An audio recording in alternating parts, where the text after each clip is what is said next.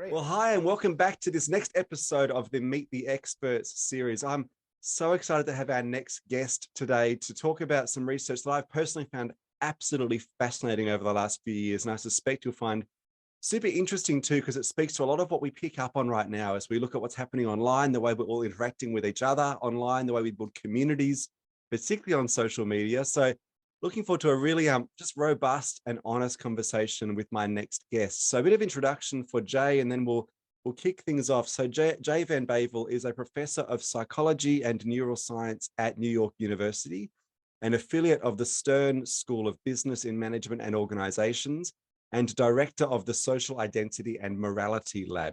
Jay has published over 100 academic publications and is the co-author of a brilliant book, and I'd encourage you to get a hold of this book, called The Power of Us: Harnessing Our Shared Identities to Improve Performance, Increase Cooperation, and Promote Social Harmony.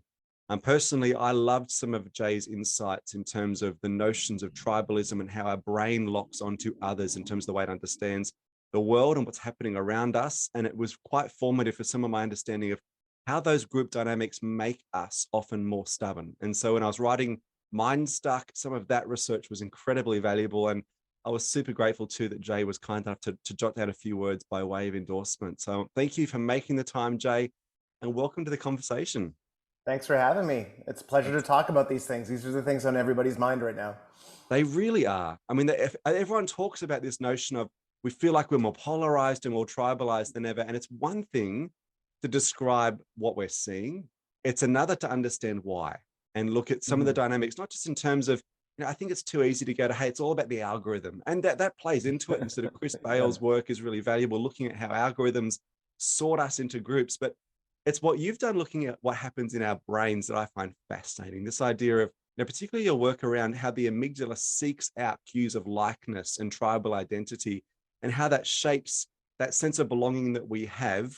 How does this, in a really practical way, influence our behavior and the way we think as human beings based on your research? Yeah, the way I think of it is that basically our capacity to form and identify with groups is part of our DNA.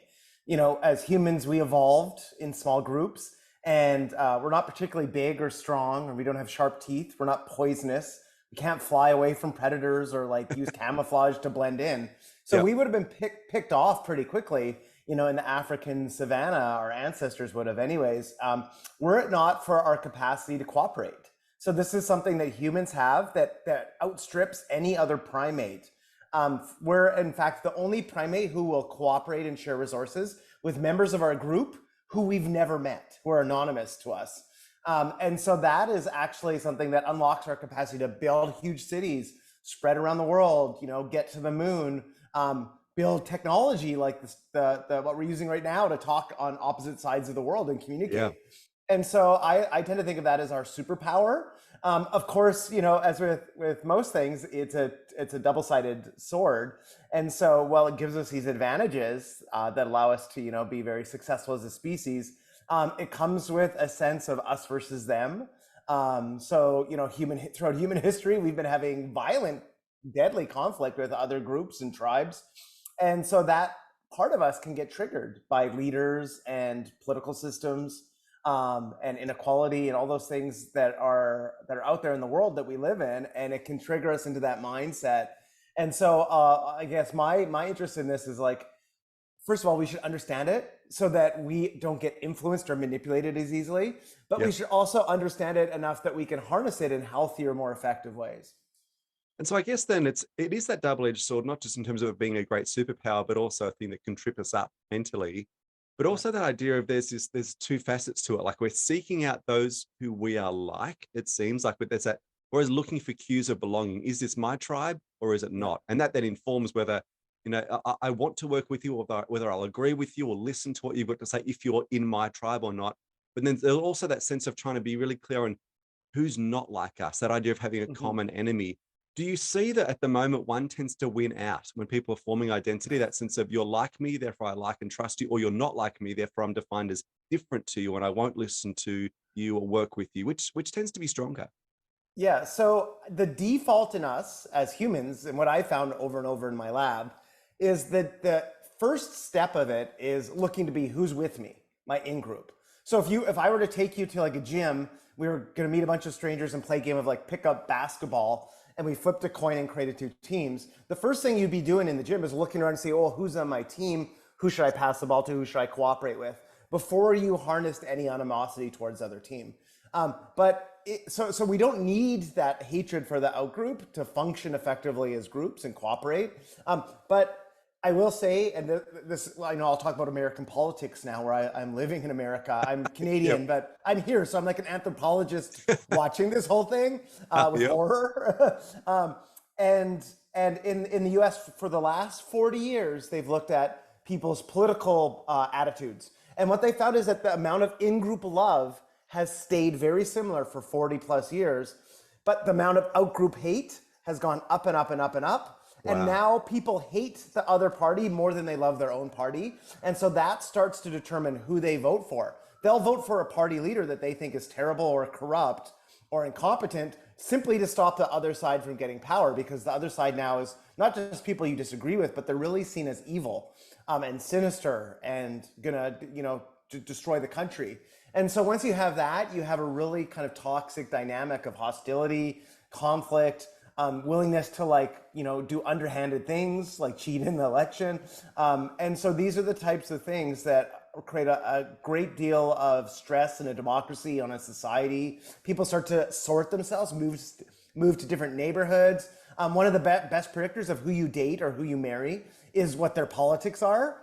Wow. That matters almost more than anything else right now. So it really trickles down all the way up from, what happens and what bills and policies get passed, all the way to like our personal romantic relationships, who you sleep with. Wow. So it's really a kind of a pervasive influence in society. And I mean, to that point of the whole voting dynamics, I was fascinated to read in one of the election cycles there in the US, someone who was voted in as the successful candidate had passed away 2 months earlier, but had been on the ballot because they'd locked and loaded the ballot. And I'm like, isn't that interesting? People were willing, they'd rather vote for someone who wasn't alive anymore than allow the opposing party to get in. I'm like, that just speaks, doesn't it, to how polarized we are. And I guess the challenge in all this is most of us are oblivious to this, it seems. Like we like to imagine that we're really unbiased and objective, and we'd never fall prey to that sort of thinking. And yet I guess we all do. Are there things that you would suggest people do to try and avoid falling into some of those traps, that I guess the darker sides of tribalism? Yeah, I mean, you point to something really interesting, which is we all tend to think we're above it. And we talk about this in our book. We talk about another form of bias called the bias blind spot, which is that people can see bias in others really easily, but we have a hard time seeing it in ourselves. And so most people think, almost everybody thinks that they're less biased than the average other person. And so that's the first thing, is just like understand that there is this bias blind spot, and all of us have it to some extent.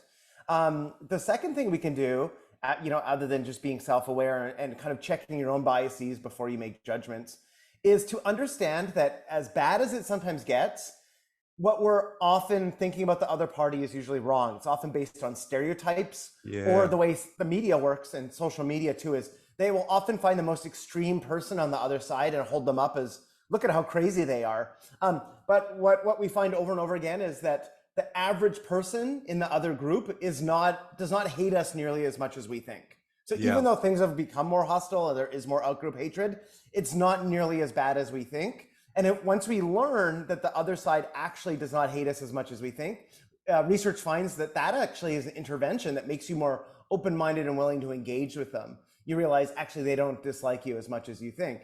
And so I think part of it is like realizing that, it has gotten bad, but there's also an exaggeration of it, and the examples that are held up that are almost act like misinformation, because it's misleading people to think of the degree of hostility and the opportunities for cooperation and compromise, and just the complexity of people, People, it's hard no one wants to be fit into a box of a stereotype, and stereotypes at best are inaccurate and at worst totally wrong or misleading. And so but it's terrible. The other thing is, if you think the other group dislikes you or hates you, you won't interact with them because you're trying to avoid that situation. So you'll never have a chance to learn that your stereotype is wrong. That's the Yeah. thing about negative stereotypes. If you have a positive stereotype, if I think another group really likes me and I go interact with them and find out they don't, I'll quickly learn that I was wrong because I've approached them. But if you think a group hates you, you will avoid them and you'll never update your beliefs. And so that's the other kind of dynamic that's dangerous here is people, by avoiding others, have no opportunity to learn about them and kind of humanize them. I love that, because I think that's it's such a helpful principle to have front of mind. This notion that, often people are in another camp, we imagine them to be so different to us because they may vote differently and have different values at one level, but there are actually like 95% of values we Yeah. share. We just focus on the 5% that are different. Yeah. I guess that's a challenging thing, is we all naturally look for differences, and your research points that out beautifully. One of the things I've been curious to look at, I don't know if your research has touched on this much at all, but I've been really interested to see what happens not just in our brains when it comes to tribalism, but even some of those gut brain connections. So often when you have those gut reactions to someone who isn't in your group, that sense of what's happening in our bodies, the way that our bodies imbue our brains with thought, or at least color the thoughts we have. It's an area of research that it seems to be relatively new. We focus so much on the brain, and those cognitive functions, but the idea of embodied cognition and the way that our instincts feed into that. Have you looked much at that? I haven't, but I've read a number of those papers. And this is one thing, for example, in the United States where race is hypersalient and loaded to people. Yeah, When people yeah. have just an interracial conversation, they'll get anxious. And you can measure it in like their heart rate changes, their blood pressure changes, they start sweating, and you can measure that in their skin conductance. And so there is a whole physiological set of things that change when you're acting with someone who's different than you. And so that makes it also very aversive, because then let's say you work with somebody who's very different than you racially or in terms of religious beliefs or politics, you will avoid them because just simply you don't want to be made to feel that anxiety and that awkwardness. Yeah. And so you'd rather like avoid it rather than like maybe you're going to misspeak or it's going to go badly. And so then again, you just never have a chance to get to know them. You never Yep. have a chance to break some of your stereotypes. And so that physiology, that kind of gut signal we're getting, can actually make it much harder to connect with people too. Yeah, wow.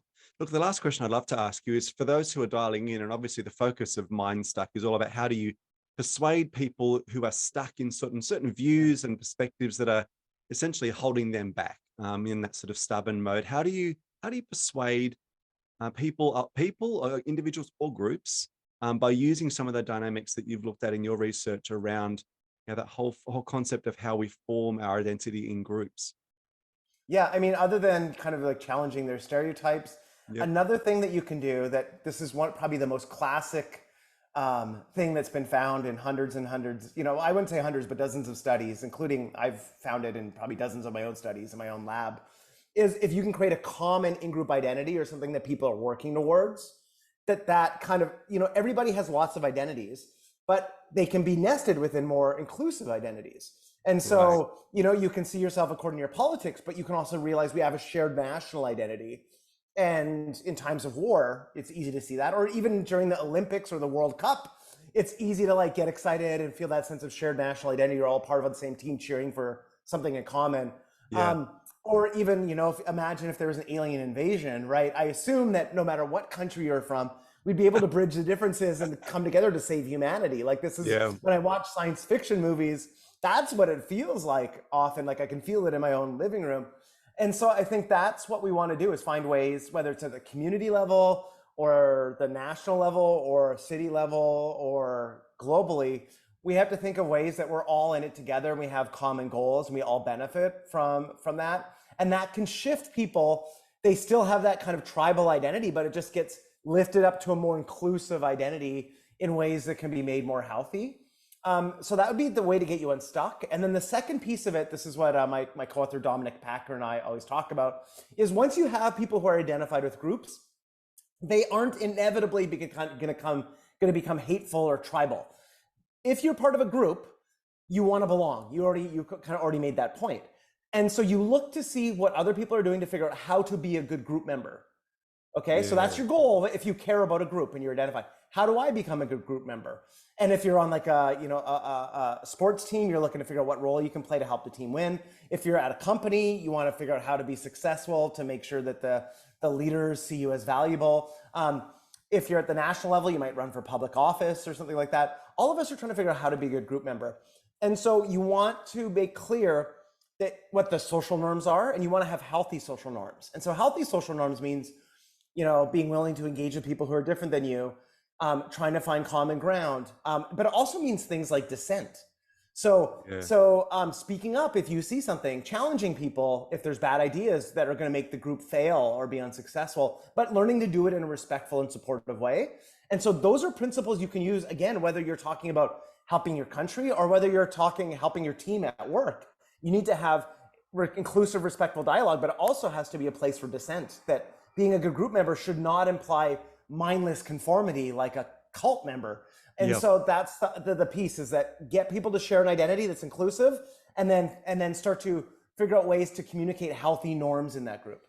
That's so helpful, and I think so timely right now, isn't it? In terms of the tone and the dynamic of what's happening in sort of public discourse. So, for those who want to follow your work or check in, obviously the book's available where all good books are. Your book is online, I imagine, in stores. Where else can people follow you and your work? I would say the easiest thing to do is go to powerofus.online. That is our book website, and you can read summaries of the book, our videos, news articles we've written, and of course buy the book. But also has a links to all my social media. If you want, whatever social media platform you're on, I'm probably on. I share science, always new stuff around these themes. And I'm always trying to update my own beliefs as new data comes out. And then the next thing I would say is, once you go to that website, we have a free weekly newsletter that gets read by about 15,000 people a month. And it evolves, as new research and new ideas are coming out. We're kind of constantly sharing it. It's for people who want to be part of smarter groups or make the groups that they're part of smarter. So anybody who's interested in that, I encourage you to go to that website and sign up for the Power of Us newsletter as well. Fantastic. Well, thank you again for making the time. Such interesting research, again, so timely. And personally, I found it incredibly valuable in my research process for the book, and I know others will find your work incredibly useful as well. So thank you for dialing in. All the very best. Thanks, Michael. It's a pleasure to be here. Cheers.